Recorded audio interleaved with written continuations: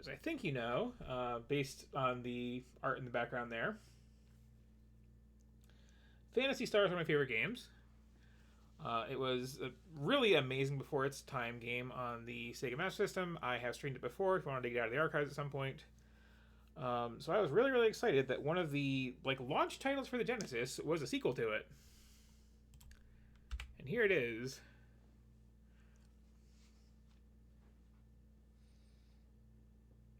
And here, like me, you figure, wow, the original Phantasy Star had such amazing graphics going on, like the well-rendered 3D dungeons and the full screen sprites with the amazing backgrounds in combat with the lovely, lovely animations. I can't wait to see how they improved on that. And well, here's Phantasy Star 2.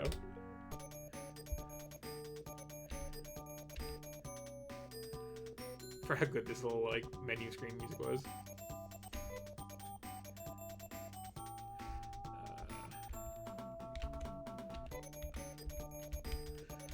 Even less letters to work with today.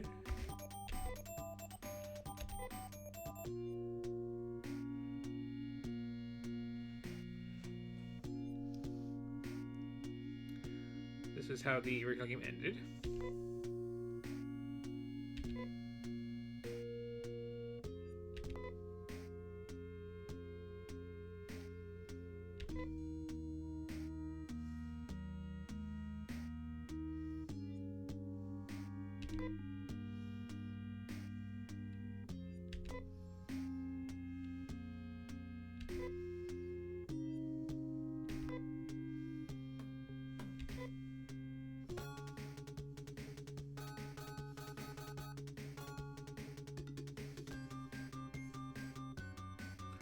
Actually weird how upbeat this entire soundtrack is, all things considered.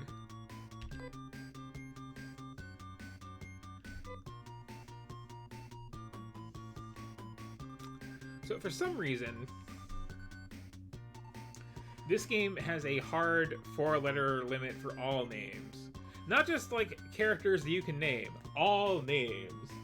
So instead of having, Palma, Motavia, and Desolus, it's Palm, Moda, Dizo. And instead of Algol, it's Algo. It's just a very weird thing. I wonder if it was an intentional thing, because they also had really harsh character limits for character names that they're just it's just the trend at this point in time.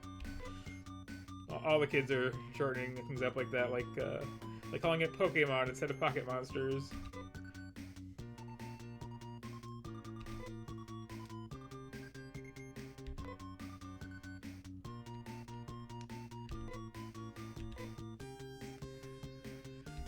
But yeah, if you are familiar with the original Phantasy Star, which is 1,000 years before this one, Palma was nice green earthy planet, Motavia was the desert one, and Desolus was just the big frozen rock.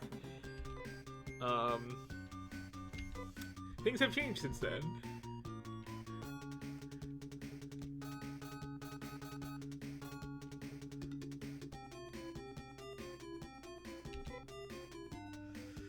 But headbands are still in fashion. And chokers if you're a cat girl.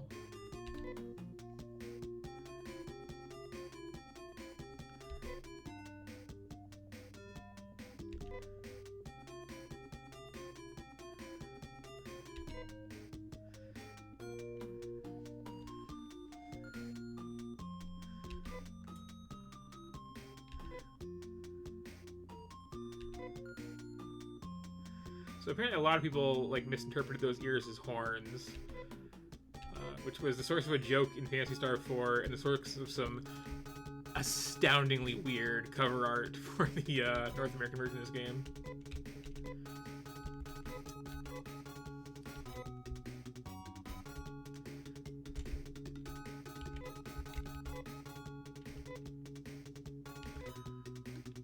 So this game actually does use all 3 buttons, because there's a separate button for going at the menu and talking to people.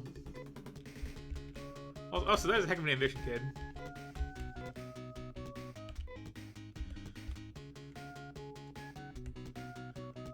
This game does have one of like the best thieves in any game. I'm almost certainly not going to play long enough for her to show up. I'll get back to that thought in a second. For now, I want to point out that like when you talk to somebody in the original Phantasy Star, it goes to this like first-person view. You need a nice like close of them in their rad tunics and such. Here, you really only get that for the shops.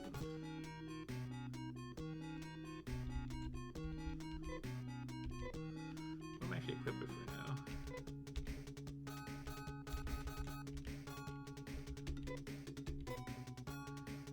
A knife in a carbon suit. Nothing in a carbon vest. Okay, and sandals. You're gonna need some weapons.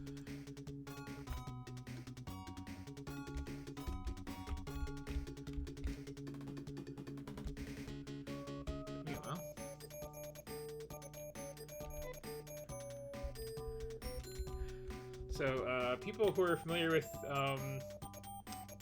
Metal Gear Solid 3 recall the weird obsession that game has with Calorie Mate. The Phantasy Star series shares that obsession and named its healing items accordingly.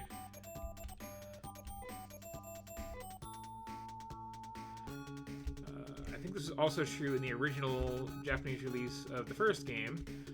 Although in America we got burgers and cola, which is just kind of great. Also, like, I've seen full art once of the weapon shop lady, and like that is a look. I am here for it. Okay, so I believe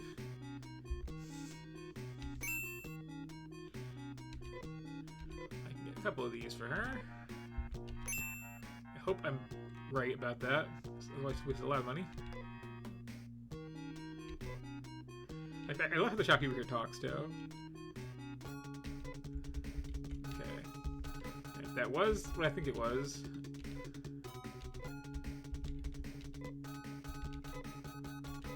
Okay.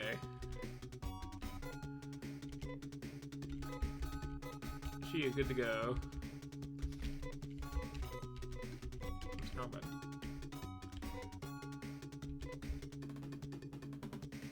Sure.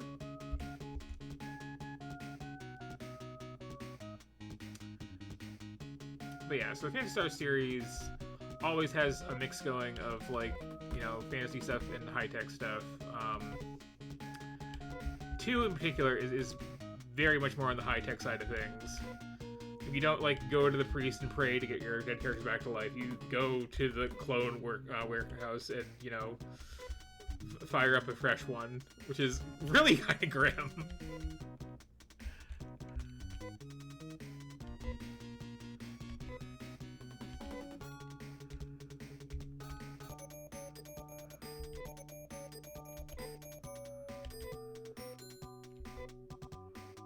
And this, again, it's slightly creepy when you talk about saving your game.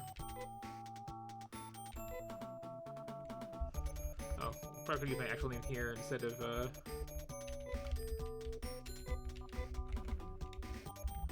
I am Sturm in this game. There we go.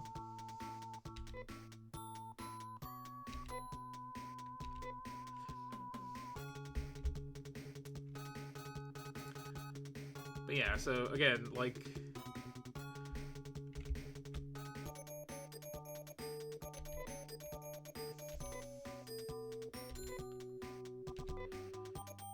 I guess not a like spell. It's just there's just teleporters in the towns to get around.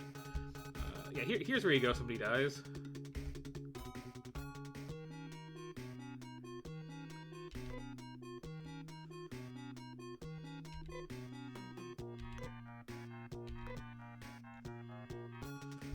So you get the weird, very like Blue Kids from Akira looking person running the cloning factory who, for a pretty cheap price, will bring back the dead, sort of.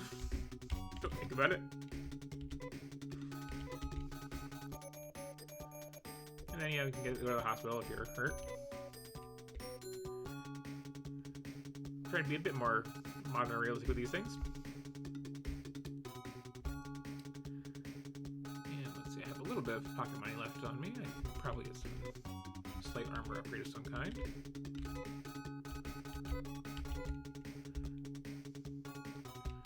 What was that I had? Carbon suit and shoes. Okay.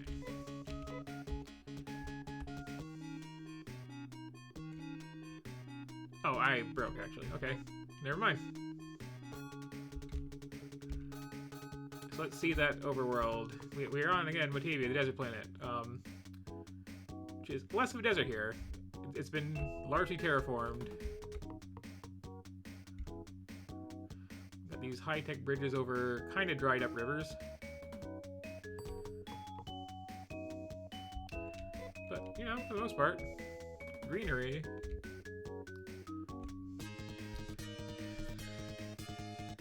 Here's what I found like very disappointing at the time is like you just kind of fight on this blue grid, and I do like a good blue grid, especially from like 1989. But yeah, I do miss the full backgrounds the original had. So here's an interesting innovation this game had.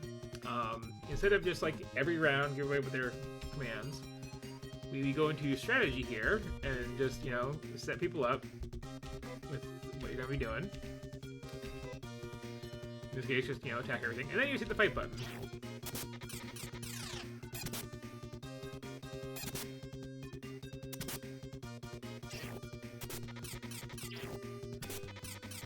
Hopefully that's not like a bad throw right here, people.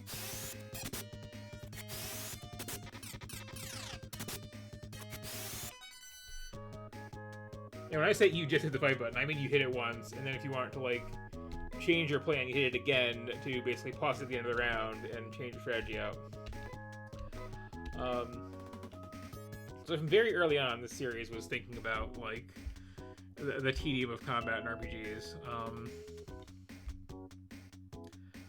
It's also worth noting, when I streamed the first game, I took some time to, like, bank up some cash before I started streaming it. I did not do that here because I, again, just, like, this is a very spur of the moment stream. But the start of this is, in fact, a bit grindy. Which is fine, because we can just, like, talk about some other things. Like the fact that,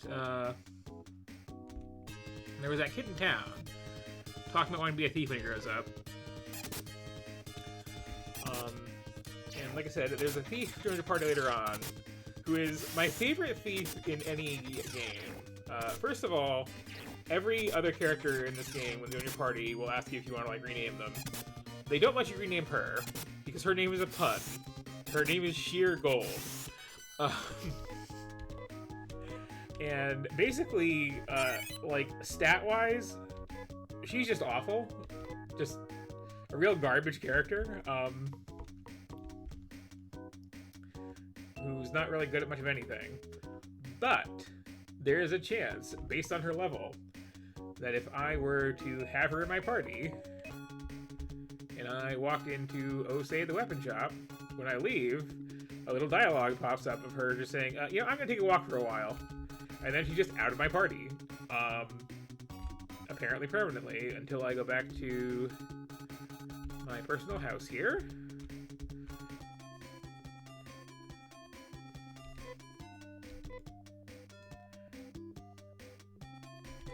And so just walk in the door. It was like, hey. And then just join your party again like everything's normal. And it won't tell you, but if you then open up your inventory, something from the stuff that shop sells will just be in there. Yeah, once you have her in your party, you don't have to worry about money in this game. Because you just, like, walk in and out of the most expensive weapon shop you can. And, you know, until your thief leaves, duck back home, and then just, oh, I just happen to have this giant laser sword. How'd that get there? And let's see, I seem to recall that, yeah, I don't get healed for free going to my house. I have to go to the hospital. Which is annoying.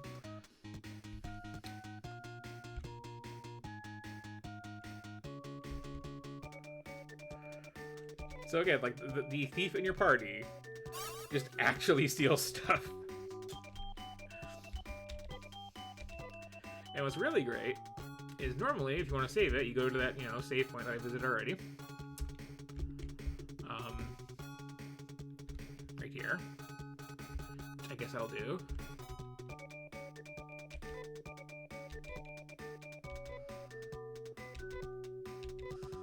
And it's a creepy way of putting it. Oh, I have to do this every time? I don't remember that being a thing. I was kind of can't be like rename your favorite on the fly, but still. Anyway, but yeah, so if you have Sheer Gold there in your party and you have her up to, I think it was like level 12, you can go visit your workplace here. Which has, you know, some people to talk to in it. You can store items in here for if your inventory's getting full on you.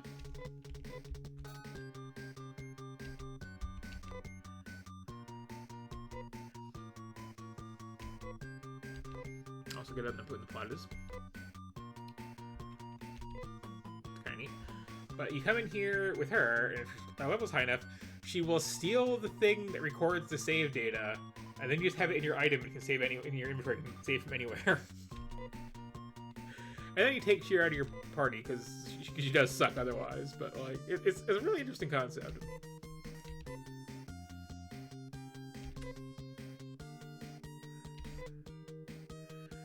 Yeah, here's the backstory of how they've been like terraforming the hell out of this planet.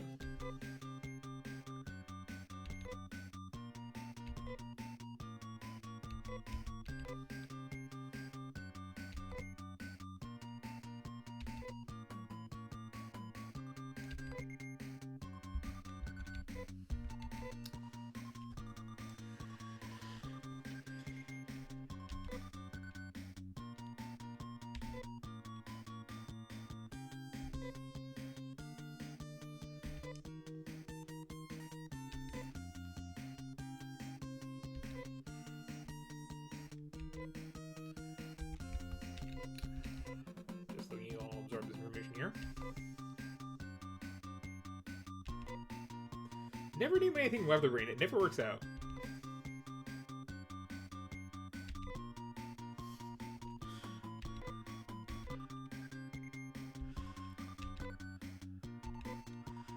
So yeah. TLDR version, it is 1,000 years after the past game. At some point in there, someone made a big, huge computer to control everything, which always works out, and it's terraformed this place. So now it's lush and green, mostly. So again, like, either that is a muddy as hell body of water, or that is very dry.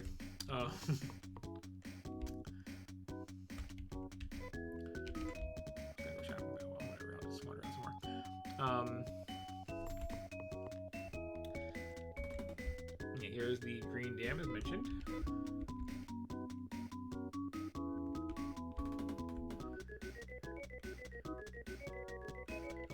Could be the water's all like pumped into this like enclosed waterway.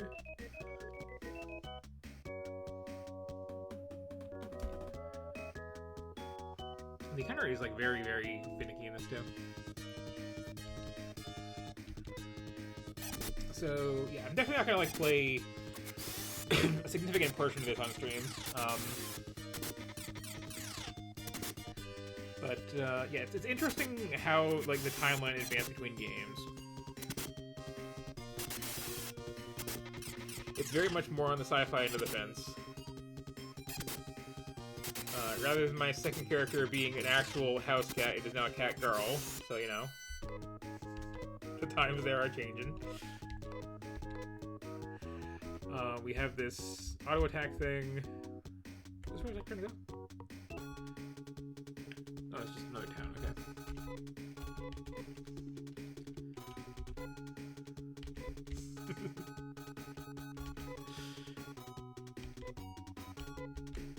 This place has seen better days.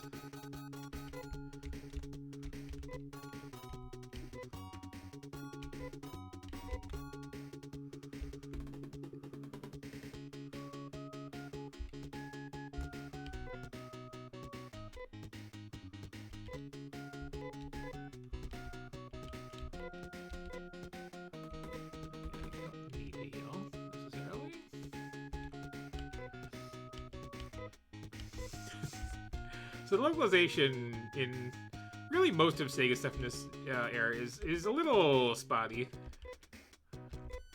You can understand everything just fine. It's just all phrased kind of weird.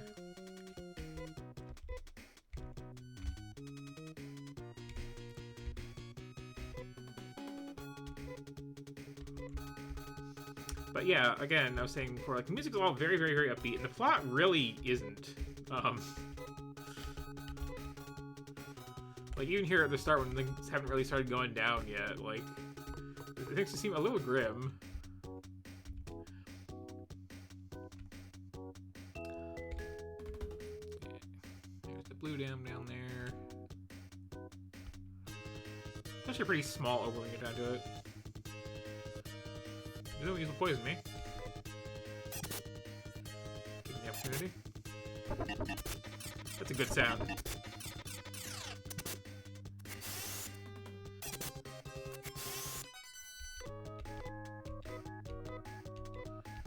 Okay, now I might as well roll on a bit.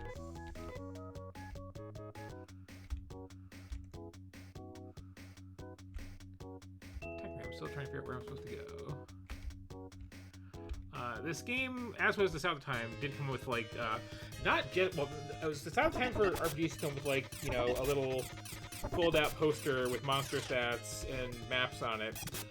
This game came with a full guidebook, both in Japan and in the US. And the reason for that is kind of funny. So, as a developer, Sega, at least at the time, had this system of, like, for every role involved in the game, we're going to have somebody who is, like, experienced at this and somebody who's just picking this new skill up. Oh, I should change strategies there. Really I'll be okay. I'll be fine. I might die. We'll see. Okay. Hopefully I can limp back into town. I don't think I have any healing abilities or items on me. Or do I? Oh, I did. Okay. It's all good. Yeah, we don't have magic. We have techniques.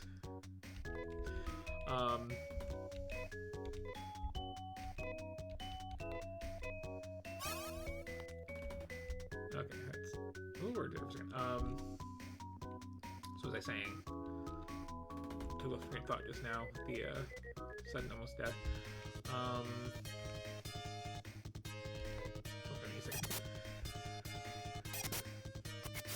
Oh yeah, the map thing. So the system they were using at the time, you have, like, you know, your, like, senior designer, your junior designer, your senior programmer, your junior programmer. So there was, you know, Rieko Kodama, of course, handling a lot for this game because she's kind of like Sega's Miyamoto, frankly, or was until a couple years ago. And also without the crediting for it. And then there was just someone, name escapes me, who was kind of like the new guy working on dungeon design. And very early on, he just, like, went home with a pad of graph paper, and he came into the office with the most bonkers maps possible. Let me find one, actually. Probably should pause that emulator. Apologies for any music hiccups while I'm doing this.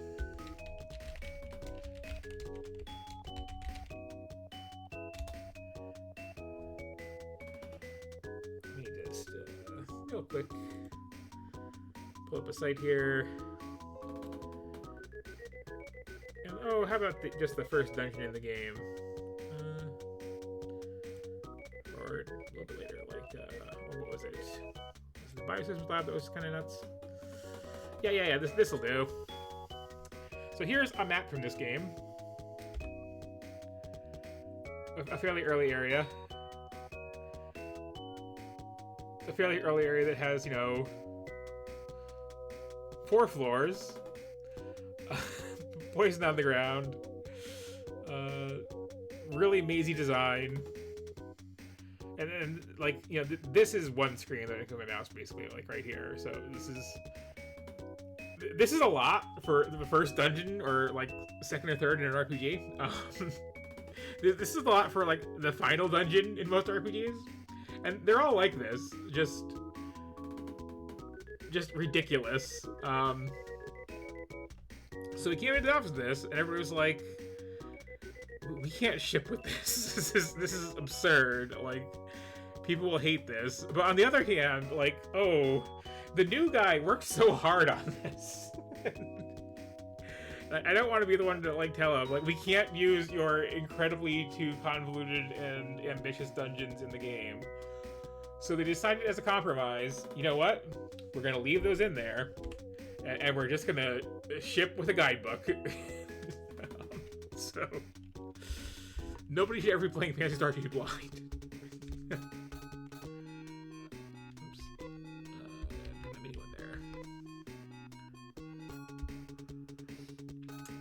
So that's a fun little story.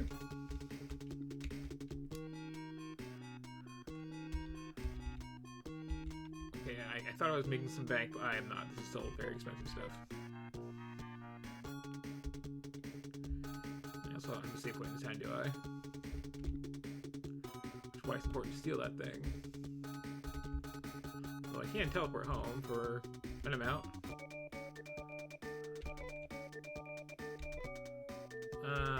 That's too much.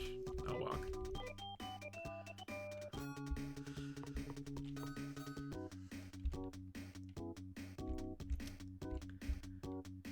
That'd be like a flat piece of granite anywhere, though, so that's something.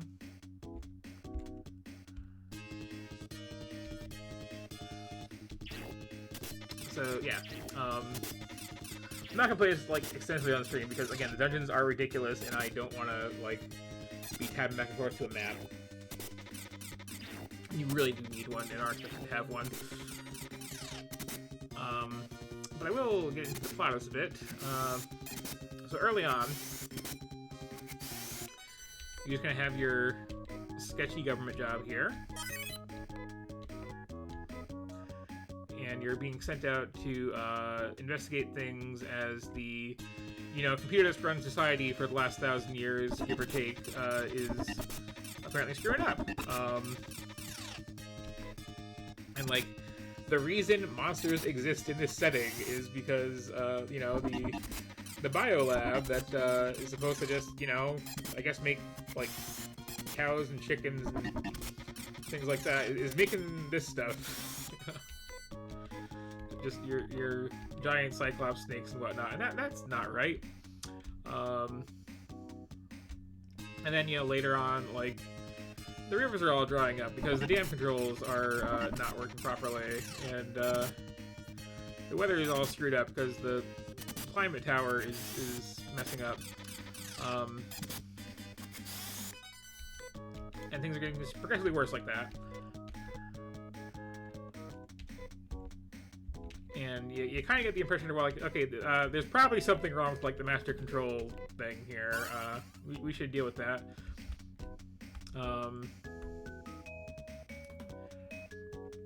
And for one reason or another, you, like, start going to space to fix that. So it's, like, in orbit or something like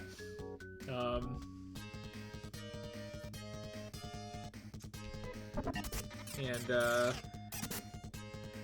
Long story short, because it's, it's a computer that controls everything called Mother Brain, and it wants to kill you, it just, like, redirects some satellite towards your ship to kill you, and winds up, like, hitting the main planet that everybody starts off on, and destroys it completely. So, like, basically Earth is just gone, and from that point forward, you're being blamed for it, and the, like, second third of the game, every monster you fight is a killer robot, which exists because they are specifically looking for your party, and that's just kind of cool. I like that as a storytelling gimmick. And then you go to the ice planet, and the ice planet's like totally strip mined. It's just like 80% of the surface is a giant pit. And, the native aliens who live there are really, really ticked off about it. the natives live here you don't even see because like they're used to living in a desert and they're just like hiding in underground caves or something like that because it's too wet for them. So it's a whole thing. And then obviously at the end you kill the evil computer, and then there's a kind of a wild twist I'm not going to spoil because this game is kind of worth playing. And then the next actual game in the series is set another 1,000 years in the future, where all this high-tech stuff is kind of decayed and it's back to just being mostly inhospitable wasteland of a planet. But the natives come back, and that's nice. And 4 is like one of the greatest RPGs of all time. Everybody loves it, which is funny because it is just made of callbacks, some to this, mostly to the first game that like at the time nobody had played practically. Where is the weapon shop?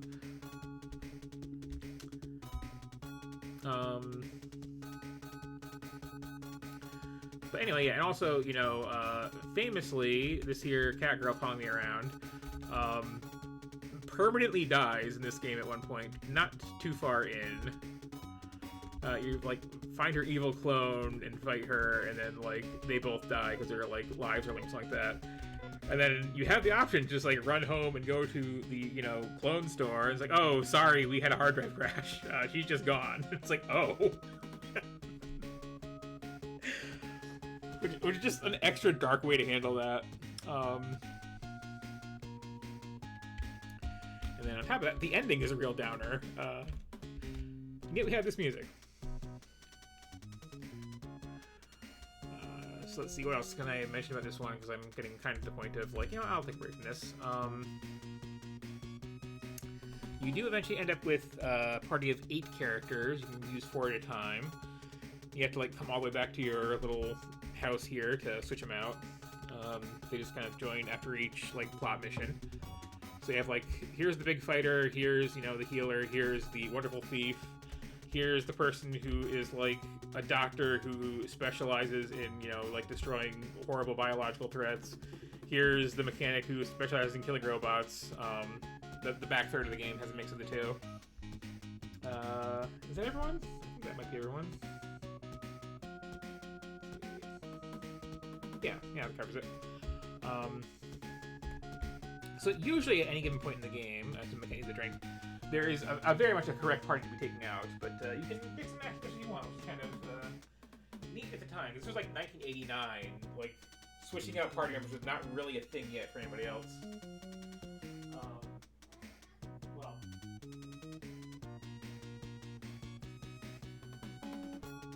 Okay, I should correct that. For standard console games, that was not a thing yet.